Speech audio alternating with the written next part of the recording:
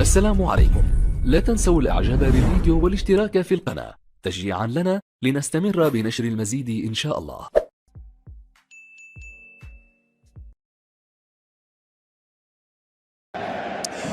بسم الله الرحمن الرحيم. مشاهدينا المحترمين اينما كنتم مرحبا اهلا وسهلا، نحييكم ونلتقي بالصدار الذي يتسع ل 23,000 متفرج، مكتظ عن اخره الليله من اجل الاطاحه براي ترتيب الدوري الاسباني. لحد الان نادي برشلونه في اخر جوله قبل فتره الراحه. خطيره التسديده مره ثانيه وثالثه.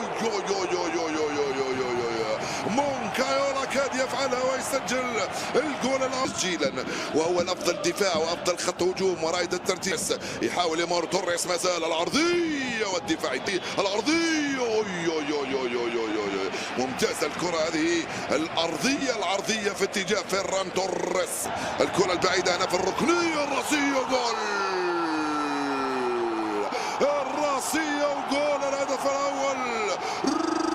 غارسيا يفتح مجال التسجيل لصالح اوساسونا في الدقيقة السادسة من انطلاقة الشوط الأول. اللاعب هو البارس. الجهة اليمنى أين يوجد روبن غارسيا. الكرة البعيدة والتغطية دفاعية من أمام روبرت ليفاندوفسكي.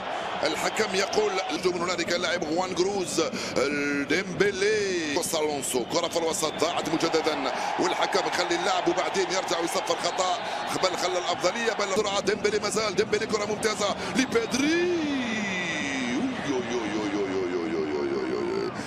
ضيع بوسكيت خطيرة. خطأ ثاني من بوسكيتس. 9 سنوات من اليوم. في الكرة العرضية من هنالك خطيرة، بيدري جول. الدقيقة الثالثة من انطلاقة الشوط.